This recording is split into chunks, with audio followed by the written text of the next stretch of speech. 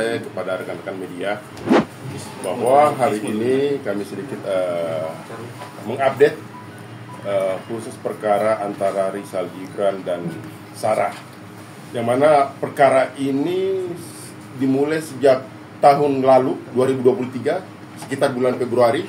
Rizal Gibran kemudian dilaporkan oleh Sarah terkait kekerasan seksual dalam rumah tangga dan KDRT.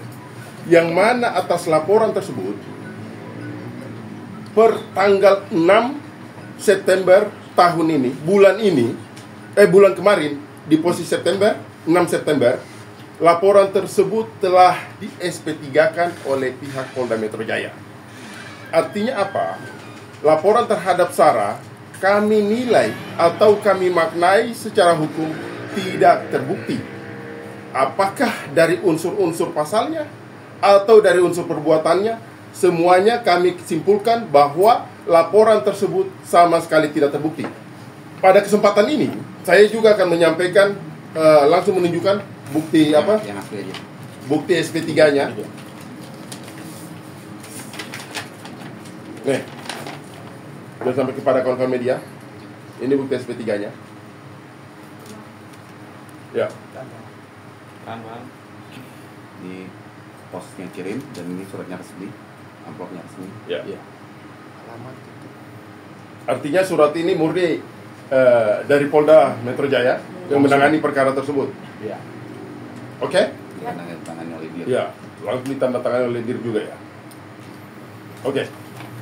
Selanjutnya, dalam perkara antara Rizal Gibran dan Sarah ini, itu ada beberapa laporan. Jadi yang pertama, laporan induknya adalah ini. Sarah melaporkan Rizal Gibran kekerasan seksual dan kekerasan dalam rumah tangga. Kemudian Rizal Gibran melaporkan Sarah pencemaran nama baik. Yang selama ini laporan Rizal Gibran terhadap Sarah di hall pencemaran nama baik karena otomatis menunggu laporan ini. Hasilnya laporan ini adalah di SP3-kan atau dihentikan penyidikannya. Oleh karena itu, karena laporannya dihentikan, maka sekarang ini secara hukum laporan Rizal Gibran terhadap Sarah pencemaran nama baik itu sangat terbuka peluang, sangat dilengkapi oleh bukti. Dengan adanya bukti SP3 ini semakin menunjukkan bahwa yang Rizal Gibran laporkan terhadap Sarah secara unsurnya harusnya terpenuhi. Oleh karena itu, terhadap laporan Rizal Gibran kepada Sarah mengenai pencemaran nama baik, saya kembalikan kepada Rizal Gibran, apakah ini akan kita push terus? Kalau kemudian kami selaku lawyer dari Rizal Gibran mengatakan untuk kami lakukan lanjutkan laporan tersebut, maka kami akan meminta pihak Polda Metro Jaya untuk melanjutkan penyelidikan ataupun penyidikan atas laporan tersebut. Mungkin lebih lanjutnya nanti mungkin disampaikan oleh Rizal Gibran secara langsung. Kira-kira demikian dulu untuk saya. Dari Rizal Gibran seperti apa? Ya, baik, terima kasih rekan-rekan media semuanya. Selamat sore, assalamualaikum warahmatullahi wabarakatuh. Di tahun lalu saya mendapatkan sebuah kriminalisasi terhadap saya dengan menghancurkan reputasi dan kredibilitas saya dengan adanya fitnah dan hoax terhadap apa yang dilaporkan itu terkait dengan KDRT dan kekerasan seksual. Pada saat itu saya mencerna, mengkaji, meneliti, meriset semuanya, dan memang kebenaran pasti akan terungkap walaupun saya menjadi bulan-bulanan, tapi saya yakin kebenaran pasti akan tegak. Saya hanya bermodalkan sabar, ikhlas, doa, dan dukungan dari banyak pihak yang benar-benar untuk menegakkan kebenaran dan keadilan ini. Nah, dengan ini artinya saya merasa berterima kasih kepada hadirat Allah Subhanahu wa taala, berterima kasih utama kepada keluarga yang selalu mendukung, terima kasih kepada pengacara-pengacara sebelumnya ya. Terutama yang paling spesial kepada almarhum Denny Lubis yang sampai akhir hayatnya saya menggontong mayatnya masuk ke liang kubur. Terima kasih untuk keluarga Denny Lubis.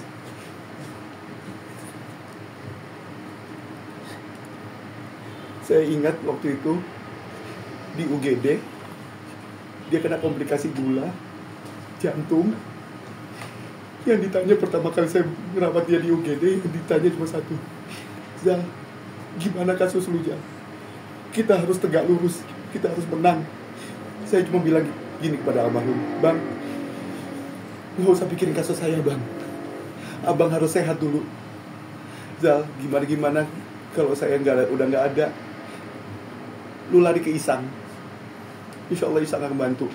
Nah setelah itu ada beberapa proses yang akhirnya alhamdulillah saya terima kasih kepada Bang Ihsan dan tim Bang Mangsi yang sudah banyak memberikan edukasi pada saya penegakan hukum.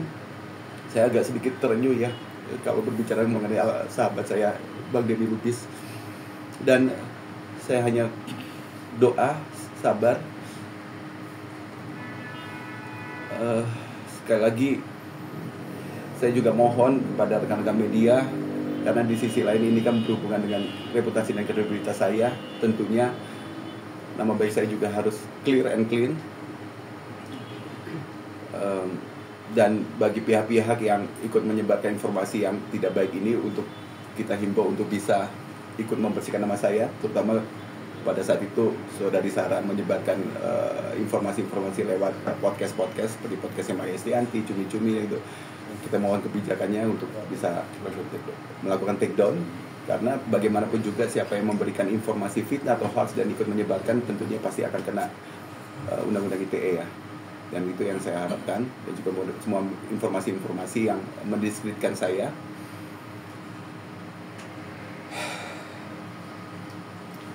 Saya kalau ngomongin almarhum Denny Lubis, saya udah speechless, nggak bisa ngomong apa-apa. Ya kurang lebih seperti itu aja dulu teman-teman, nanti kita bisa lebih banyak tanya jawab aja. Silakan. Ya, baik. Bang Mangsi, silakan kalau mau nambahin. Baik, kemudian perlu juga kami sampaikan kepada rekan-rekan media bahwa dengan diterbitkannya SP3 dari pihak Polda Metro Jaya, ini tidak terbukti bahwa tuduhan-tuduhan atau fitnah yang dilontarkan kepada klien kami, Saudara Rizal, itu jelas-jelas mereka membuat atau membangun asumsi belaka. Karena rekan-rekan sudah melihat sendiri bukti SP3. Dan ini yang harus kita lawan. Seperti yang disampaikan oleh rekan kita Bang Ihsan, bahwa tinggal keputusan dari klien kami, Saudara Rizal, untuk kita lanjutkan laporan-laporan terkait pencemaran baik yang dilakukan oleh pihak Zara. Nah, kemudian pada kesempatan ini perlu juga kami menyampaikan terima kasih dan apresiasi kepada pihak penyidik Polda Metro Jaya yang telah memutuskan perkara ini dengan SP3. Ini menandakan bahwa pihak Polda Metro Jaya betul-betul melihat secara terang benderang. Iya, tegak lurus. Karena tegak lurus, kan di dalam hukum pidana ada asas yang menyatakan bahwa bukti-bukti harus lebih terang daripada cahaya. Artinya bukti terang, berarti ini tidak terbukti, tidak terang.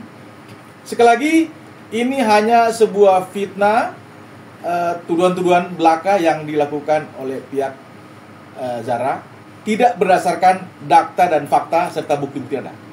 Demikian. Ya. Tambahan kami rekan-rekan. Saya mau nambah dikit tulisannya. Boleh. Dan sekali lagi saya juga ingin mengapresiasi, saya mengucapkan banyak terima kasih kepada Polda Metro Jaya yang sudah tegak lurus untuk mengungkapkan ini semuanya. Walaupun pada saat lalu itu terdapat oknum-oknum yang ingin memanfaatkan ya, oknum-oknum yang ingin memanfaatkan dengan adanya money politik. Alhamdulillah saya bersih, clear and clean, tegak lurus, tidak ada namanya money politik di sini. Tidak ada namanya faktor X dan faktor XX yang lain, tidak ada. Ini benar-benar tegak lurus ya. Jadi saya mengapresiasi sekali kepada Polda Metro Jaya dan penyidik dan seluruh jajarannya ya, yang sudah melihat kasus ini harus memang tegak lurus, karena ini juga berhubungan dengan kredibilitas dari Polda Metro Jaya.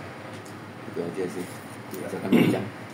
Ya, kemudian saya lanjutkan bahwa yang secara substansi dalam penghentian penyidikan terhadap laporan Rizal Gibran ini itu berkaitan di sini dengan terang benderang ditulis dengan alasan tidak cukup bukti. Artinya perkara ini dihentikan karena alasan tidak cukup bukti. Entahkah dia unsur tidak terpenuhi dan sebagainya, maka yang menjadi dasar bahwa laporan Sarah terhadap Rizal Gibran secara hukum tidak memenuhi buktinya. Sehingga laporan apapun yang disampaikan selama ini dengan di-framing oleh Sarah ke depan media, menurut hemat kami selaku kuasa hukum Rizal Gibran, itu tentu saja bisa menyudutkan Rizal Gibran secara nama baik kemudian di masa depannya juga bisa menjadi catatan digital yang bisa dicek. Makanya kami himbau kepada kawan-kawan media terhadap podcast-podcast yang telah disampaikan oleh Sarah dengan adanya surat penghentian penyidikan ini, kami himbau untuk dilakukan take down. Kira-kira demikian dari saya. Dan juga mungkin dari informasi-informasi yang ada di TikTok, yang ada di Instagram, dan juga kepada netizen-netizen yang menyerang saya selama ini saya diam gitu kan. Artinya dengan serangan-serangan kalian ini, saya sebenarnya banyak, saya sudah catat ada ratusan bahkan ada ribuan gitu kan, yang sangat secara langsung, secara frontal mendiskreditkan saya, menyudutkan saya gitu, menyerang saya gitu kan. Dengan adanya SP3 ini saya mohon dengan sangat gitu kan, untuk segera kalian take down atau hapus, daripada nantinya akan ada kena imbas dari proses hukum selanjutnya. Itu aja. Baik. Karena dengan adanya SP3 ini cukup kuat. Dan perlu rekan-rekan ketahui juga bahwa yang kami bangun di sini pihak Rijal adalah berdasarkan data dan bukti-bukti yang ada. Ya. Sangat-sangat berbeda dengan pihak Sarah. Yang mereka bangun selama ini adalah hanya berdasarkan asumsi, bukan berdasarkan data dan fakta. Makanya inilah unsur fitnah, tuduhan yang mereka lakukan. Ini yang harus kita lawan. Demikian. Ya. Karena di sisi lain saya juga sekarang lagi menjalankan proses doktoral saya. Saya jujur aja sampai sedikit kena teguran dari alma mater kampus gitu kan, agar tidak melibatkan masalah pribadi dengan kegiatan proses belajar saya ini. Sebenarnya cukup mengganggu. Nah, untuk itu dengan adanya press conference pada sore hari ini, mudah-mudahan bisa menjadikan informasi yang terang benderang, dan kami mengharap untuk take down dari informasi-informasi yang tidak benar ini, karena bagaimanapun juga yang memberikan informasi fitnah dan ikut menyebarkan tentunya ada konsekuensinya. Keren, Bang? Oke. Mungkin ada pertanyaan? Ya, ada pertanyaan. Bang Iban, mungkin kasus ini sedikit ledaknya seperti apa sih atas laporan pihak sana? Dan selain kerugian apa, selain dari teguran dari kamu sendiri, apakah material atau bukti seperti apa sih? Iya, pasti kalau lega pasti tentunya ya, lega ya, bersyukur ya, karena saya memang benar-benar tegak lurus dan bisa dibilang benar-benar tegak lurus walaupun prosesnya memang menunggu, dan memang saya alhamdulillah juga terlewat dari oknum-oknum yang ingin memanfaatkan dari permasalahan saya ini, tapi saya selalu bergandengan tangan dengan Bang Ihsan dan Mamasi untuk benar-benar kita tegak lurus gitu kan. Ya kalau kerugian pastinya akan mengganggu dari perjalanan hidup saya, reputasi saya, karena bagaimanapun juga orang kalau buka klik Rizal Gibran beritanya seperti itu semua, ya pastinya akan ada beberapa hal yang jadi terhambat gitu kan. Makanya dengan adanya informasi pada sore hari ini, kami mohon untuk kerjasamanya, untuk sama-sama kita membantu kredibilitas saya untuk pembersihan nama baik, di mana dikuatkan dengan adanya SP3 ini, karena ini nggak main-main gitu. Ini sebagai bukti. Reza, mungkin penegasan dari kamu sendiri dengan keluarnya SP3 ini, apakah kamu sendiri akan melanjutkan laporan kamu terkait pencemaran nama baik terhadap Sarah, atau sebaliknya mungkin Oke, jalur damai? kita masih akan berunding lagi. Kita sudah koordinasi dengan penyidik, dan saya setelah beberapa waktu memang agak belum ada rapat lagi, cuma lewat telepon aja dengan Bang Ihsan. Dan hari ini kita akan setelah komunikasi pers ini kita akan rapatkan lagi bagaimana. Tapi tentunya sudah direspon, agar bagaimanapun juga penyidik yang menerima laporan saya juga kemarin sudah telepon, bagaimana Bang, ayo kapan kita rapatkan, karena ini sudah keluar SP3-nya. Nah, ini tentunya saya akan rapatkan dulu ya gitu. Dan saya juga masih menunggu itikat baik, ya bagaimanapun juga mantan istri ya, apakah kita tega gitu kan ya. Tapi ya kita lihat, karena ini sudah masuk proses hukum ya, sejauh ini dari pihaknya Sarah dan juga pengacaranya Tris yang sangat-sangat frontal pada saat itu. Toh bahkan pada saat itu juga saya melakukan RJ, ingat kan? RJ itu pun juga saya dapatkan arahan dari Polda, tapi ternyata dijadikan senjata gitu. Wah, Rizal melalui kita tolak RJ begini. Padahal saya mengikuti, saya pengen berdamai kan. Tapi akhirnya sampai detik ini mereka tinggal di baik ya. Saya tentunya kembalikan lagi penyidik untuk agar berkasnya itu juga, mereka juga namanya penyidik kan nggak mau kan berkas numpuk tidak ada solusinya kan gitu. Kepastian hukumnya pasti akan kita tegakkan ya. Ada lagi? Setelah keluarnya SP3 ini sudah ada komunikasi antara? Tidak ada, belum ada. Dari pihak sebelah pun belum menghubungi? Belum menghubungi. Baru dari pihak penyidik aja untuk progres selanjutnya bagaimana, nanti hari ini kita akan lakukan. Tapi yang pasti bahwa kalau ternyata dalam 7 kali 24 jam tidak ada respon dari pihak Sarah yang akan menghubungi Rizal terkait laporan pencemaran nama baik. Apakah akan diselesaikan secara jalur kekeluargaan?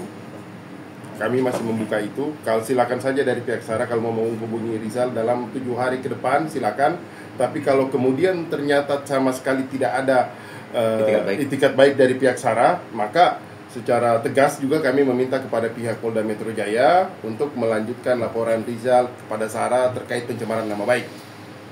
Selanjutnya juga bahwa saya juga mengucapkan rasa banyak terima kasih kepada pihak Polda Metro Jaya dengan menyampaikan SP3 ini. Artinya kami menilai bahwa benar-benar dari awal perkara ini kami paham betul.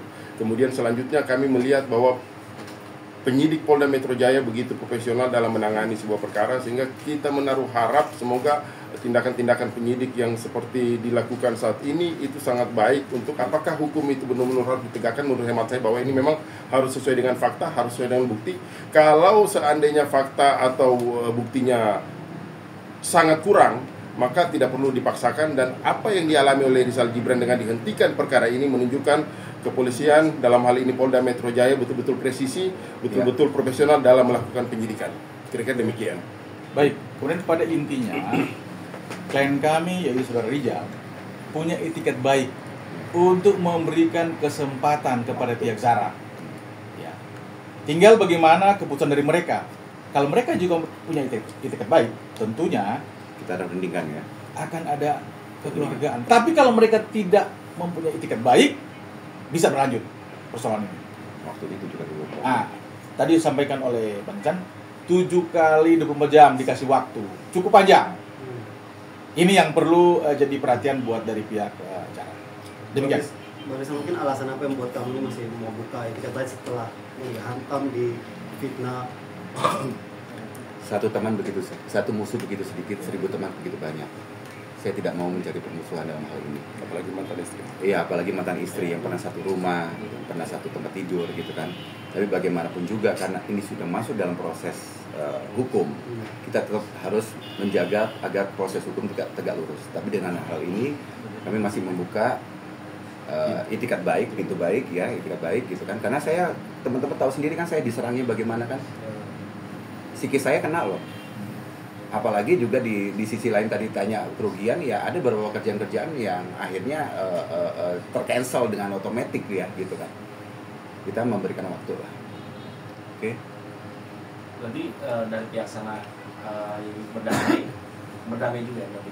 Ya kita lihat dulu kan, jangankan berdamai kok, kita dihubungin aja tidak ada gitu. Dan bahkan selain yang di Polda kan juga sebenarnya juga paralel juga ada yang di Polres Bekasi pun juga kemarin juga di prank juga, katanya pihak mereka mau ketemu dengan pihak kita, ternyata